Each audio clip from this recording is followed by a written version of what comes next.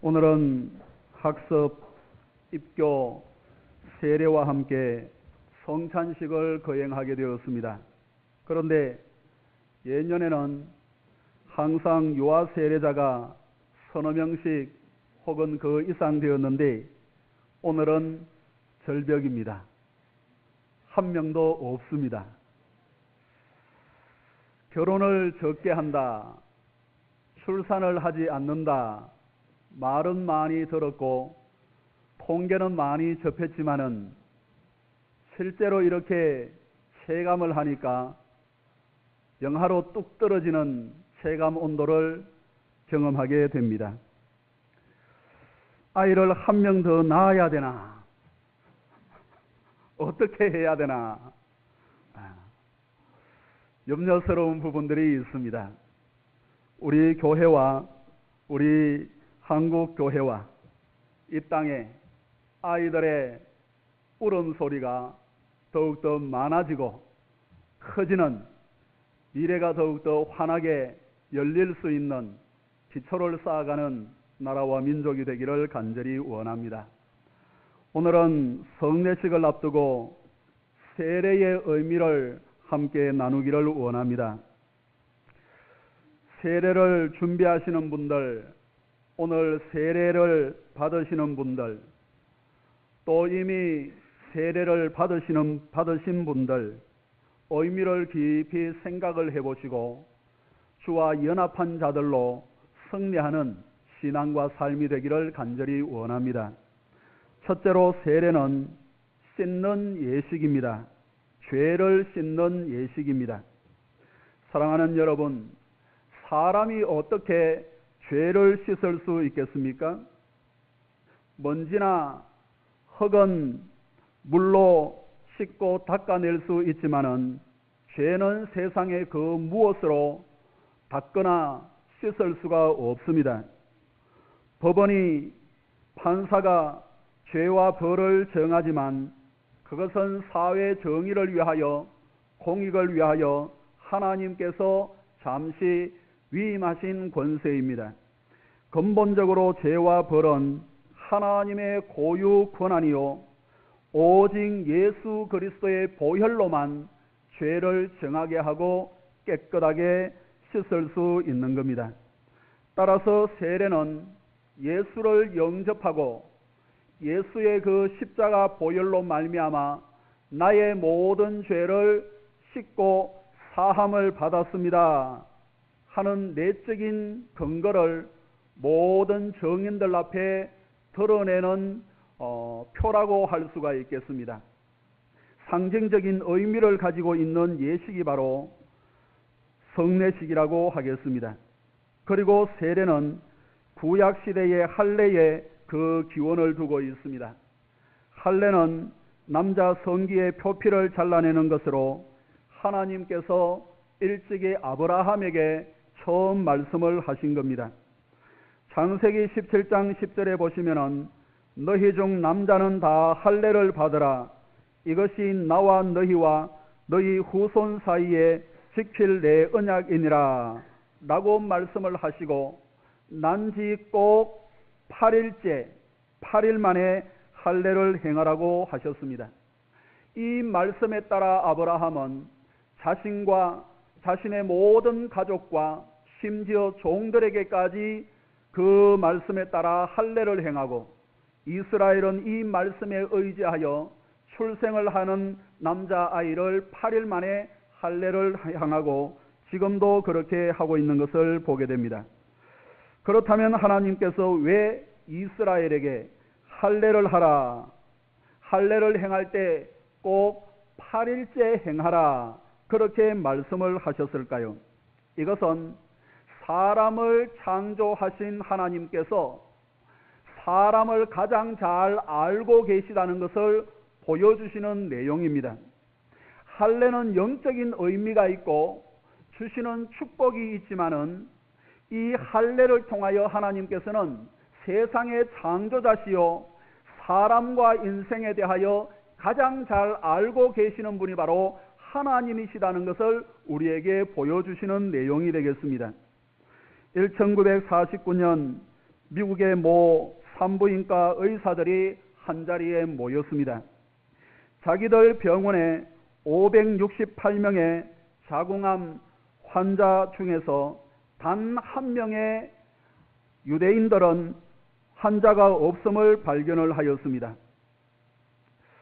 자궁암 환자를 조사를 하는 가운데 입원 환자가 그 가운데 7%가 유대인들이었기 때문에 확률상 40명 정도는 유대인들 가운데서 환자가 나와야 되는데 자기의 병원에는 한 사람도 없는 겁니다. 이것을 이상하게 여겨 주변에 있는 모든 병원들을 다 조사를 하기 시작을 하는데 다른 많은 병원에서 실시한 조사 결과 유대인들에게는 자궁암이 없거나 현저하게 적다는 것을 발견하게 되었습니다. 그것은 남자의 피부 가운데 가장 많은 세균이 있을 수 있는 곳이기 때문에 병균을 옮길 수 있는 곳이기 때문에 제거하지 않는 것보다 제거하는 것이 청결과 질병에 더 도움이 된다는 거예요. 남자의 건강은 물론 아내 될 사람의 건강까지 지켜주는 것이 바로 할례라 하겠습니다. 하나님은 일찍이 그 세밀하신 사랑으로 이스라엘을 지키시고 보존하시고 은혜를 베풀어 주신 것을 볼 수가 있습니다. 그러면 왜 하나님은 난지 8일 만에 할례를 하라고 하셨을까요? 조금만 힘을 주고 잡아도 터질 것만 같은 갓난아이에게 할례를 요구하시는 것은 너무 잔인하다고 생각이 되지 않습니까? 그래서 저희들 아이들 이렇게 출생을 하고 할 때는 병원에서 이 포경수술을 권해서 이렇게 퇴원을 하기 전에 포경수술을 다 해서 이렇게 첫아이 이렇게 집으로 돌아왔는데 요즘은 또 얼마 전부터는 너무 잔인하다, 의학적인 근거가 좀 없다 이런 얘기들을 하면서 그냥 포경수술을 어린 갓난아이들에게 하지 않는 경우들이 종종 있습니다. 어른이 되어서 그렇게 하라 하는 내용들이 있습니다. 그러나 1946년 11월 미국 의학협회지에 신생아 남아의 할례가 아주 유익하다는 내용이 실렸습니다. 그리고 3개월 후 같은 협회지에 많은 전문가들이 연구하고 토론한 결과 사람에게 할례가 가장 적절한 시기는 생후 8일째라는 연구 결과를 발표하기까지 하였습니다. 그 보고서에 의하면 신생아는 태어났는 날로부터 5일째까지는 출혈에 피나는 것에 아주 민감하다고 합니다. 다른 부분에 피가 나면은 뇌출혈까지 생길 수 있는 부작용이 우려되기 때문에 일체 5일 이하의 아이들에게는 수술을 하지 않는다고 합니다. 그리고 5일째부터 7일째 역시 피를 응고시키는 비타민 K가 정상 수준에 이르지 못하여 신생아의 수술은 아주 어렵다고 합니다. 그러나 혈액 응고가 생후 3일째에는 어른의 한 33%밖에 되지를 않지만은 이것이 점점 더 증가를 해서 생후 8일째는 어른들의 110%가 넘는다고 해요. 난지 8일째 되는 아이들은 그 이전의 신생아들은 피가 나면은 이게 응고가 잘 안 되고 우리가 쉽게 생각하기로 혈소판 같은 이런 것이 부족해서 다른 곳에도 출혈하고 뇌출혈까지 염려가 되기 때문에 수술을 하거나 칼을 대거나 피가 조금이라도 나면은 응급 상황이 되는 겁니다. 하지만 8일째는 어른들보다 더 잘 굳는 거예요. 어른들보다 더 빨리 굳는 거예요. 병균이 투입되거나 다른 부작용이 없다는 얘기가 되겠습니다. 그런데 신기한 것은 8일째가 지나면은 9일째부터 또 뚝뚝 떨어진다고 해요. 그래서 아이들이 이제 5살, 7살 이렇게 자라는 동안에 그것이 점점 더 수치가 증가해서 이렇게 초등학교 이상 들어갈 때 되어야 아이들이 어른과 같은 그러한 피가 응고되고 비타민 K가 그렇게 정상적으로 만들어진다고 합니다. 따라서 피에 혈액 응고 인자가 가장 많이 있어서 피를 가장 적게 흘리고도 수술할 수 있는 시기가 난지 8일째. 그리고 그때에는 고통도 거의 없다고 합니다. 자, 다시 성경 시대로 한번 돌아가 볼까요? 하나님께서 아브라함에게 너와 내 모든 남자들과 후손들에게까지 할례를 행하되 8일 만에 행하여라 라고 말씀을 주신 것은 지금부터 4,000년 전입니다. 몇 년 전이시라고요? 4,000년 전. 4,000년 전이라고 하면은 세계사를 보든지 우리나라 역사를 보든지 세계 모든 역사를 통틀어서 보면은 석기시대의 신석기 시대 후반부터 청동기 시대가 막 시작되는 그러한 시점입니다. 아직 의학적인 수준이 요즘처럼 그렇게 많이 발달되어 있지를 않습니다. 이렇게 수술을 하는 도구들도 요즘처럼 전자식으로 그렇게 하는 것이 아니에요. 뾰족한 돌을 잘 갈고 이렇게 뾰족하게 해서 아이의 끝을 이렇게 수술을 하는 거예요. 지금도 아프리카나 이런 아주 산족 지역에 들어가면은 지금도 남자아이는 물론 여자아이들에게 할례를 행하는 성인식을 행할 때 그렇게 하는 족속들이 있습니다. 그런데 그렇게 하다가 죽는 경우들이 4분의 1 내지 5분의 1이 된다고 합니다. 그래서 인권위원회나 이런 쪽에서 운동을 하는 사람들은 그것을 하지 못하도록 지금도 그렇게 할 상황인데 4,000년 전에 수술 도구도 변변치 아니하고 이 돌들로 수술을 해야 할 그런 상황에 피가 많이 난다든지 많이 아프게 된다든지 이렇게 하면은 할례를 어떻게 할 수가 있겠습니까? 하나님께서 세상의 모든 사람들을 창조하시고 이 세상의 모든 생물학자들이 다 모인 지혜보다 더 크신 하나님의 지혜가 아이가 난 지 8일째 할례를 행하는 것이 가장 유익하고 그리고 그 8일째는 피가 잘 먹고 잘 아물기 때문에 상처가 나지 아니하고 아프지도 않다는 것을 그 누구보다도 잘 알고 계시기 때문에 하나님께서는 그렇게 하신 겁니다. 때문에 그분의 말씀은 1.1핵이라도 변함없이 사람에게 가장 유익한 줄로 믿습니다. 과학적으로 드러나지 않고 증명할 수 없을 뿐이지 하나님의 말씀은 신앙과 삶에 가장 유익한 거예요. 하나님의 모든 말씀을 생명으로 받아 그 유익함과 복됨을 누릴 수 있는 교우들이 다 되어지기를 주의 이름으로 축원합니다. 둘째로 세례는 세례자와 예수 그리스도가 연합한다는 의미가 있습니다. 가장 중요한 의미가 되겠습니다. 본문에서 가장 강조하고 있는 말씀이 합하여, 함께, 연합이라는 말씀들이 비슷한 단어들이 6번이나 반복하면서 연합한다는 의미를 강조를 해주고 있습니다. 그래서 이 그리스도와 연합한다 하는 이 내용은 기독교 신앙 가운데 가장 신비스러운 내용 가운데 하나예요. 저도 하늘의 신비를 다 알 수가 없습니다. 아는 것조차도 제대로 다 전달을 할 수가 없어요.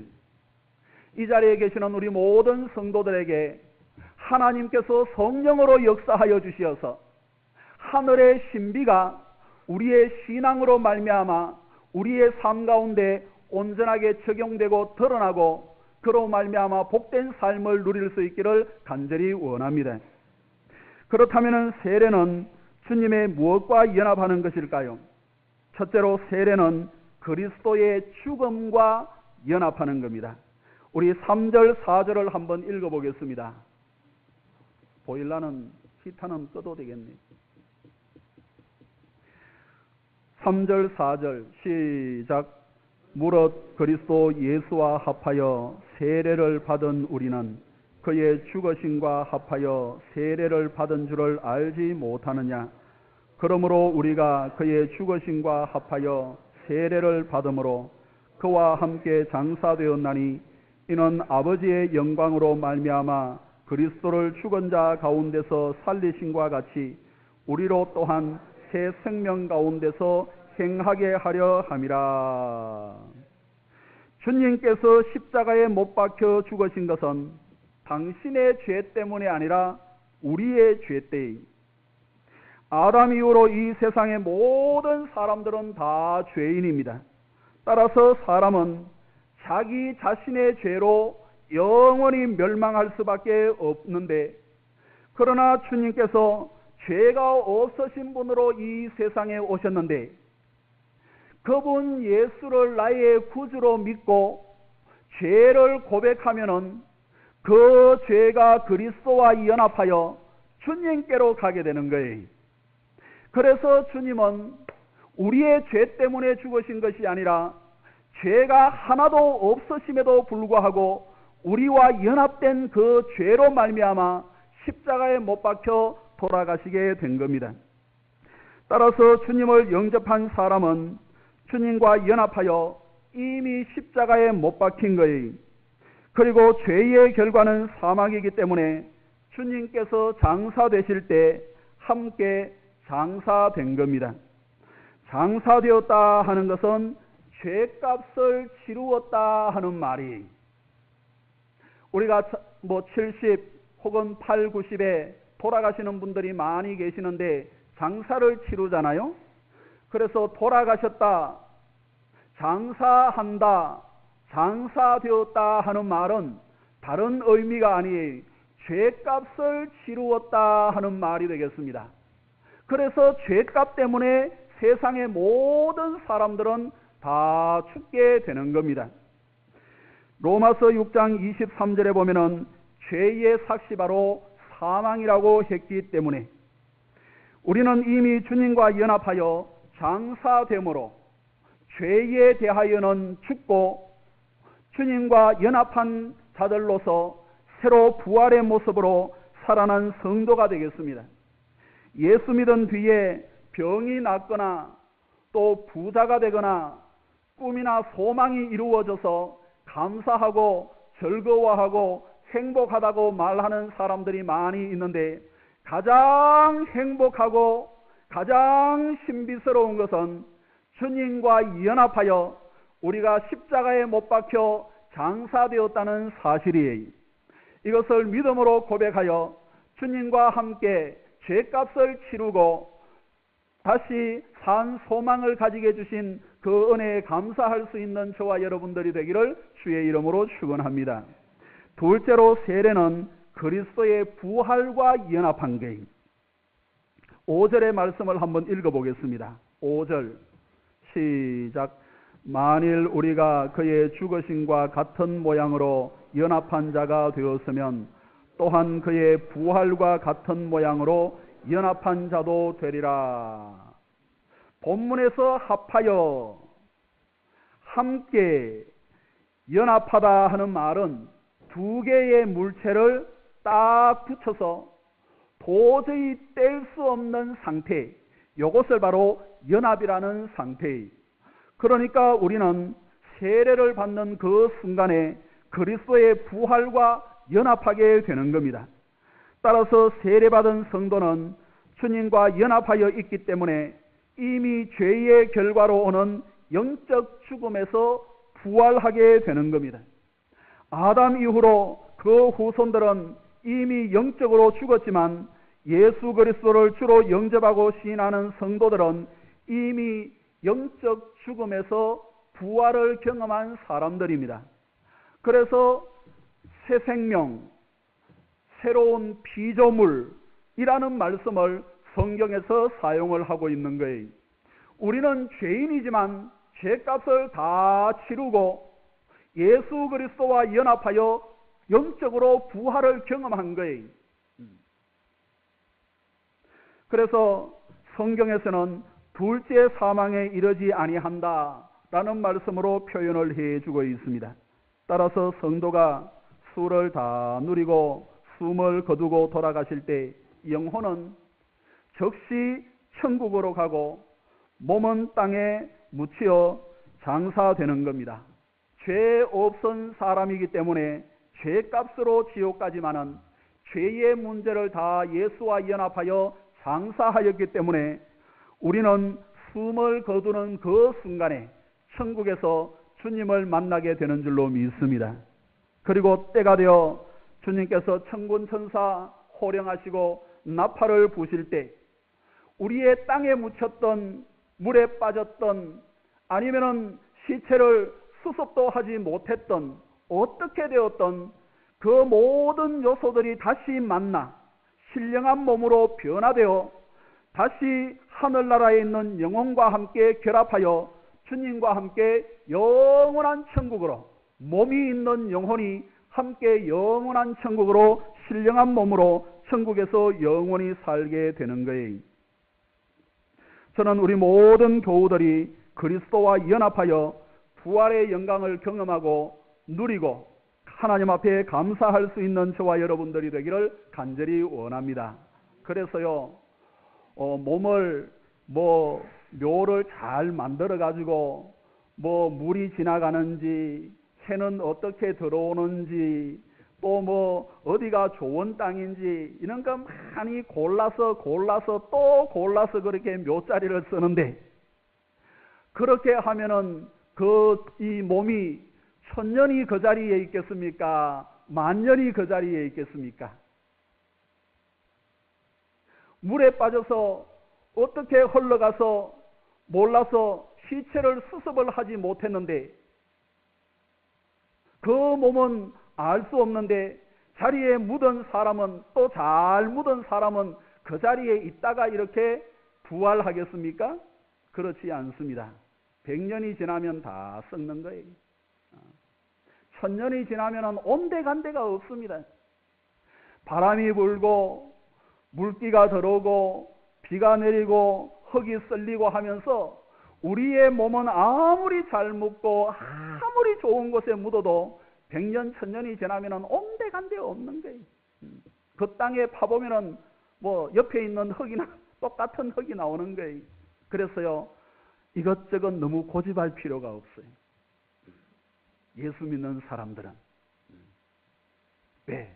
주님께서 신령한 몸으로 변화시켜 주실 것이기 때문에. 할렐루야. 마지막으로 그렇다면 주님과 연합하여 죄사함을 받고 신령한 몸으로 부활하여 영원한 삶을 살게 된 성도들은 이 세상에 잠깐 있을 때 어떻게 살아야 할 것인가? 12절과 13절에서 말씀을 해주고 있습니다. 6장 12절 13절 한번 읽어봅니다. 시작. 그러므로 너희는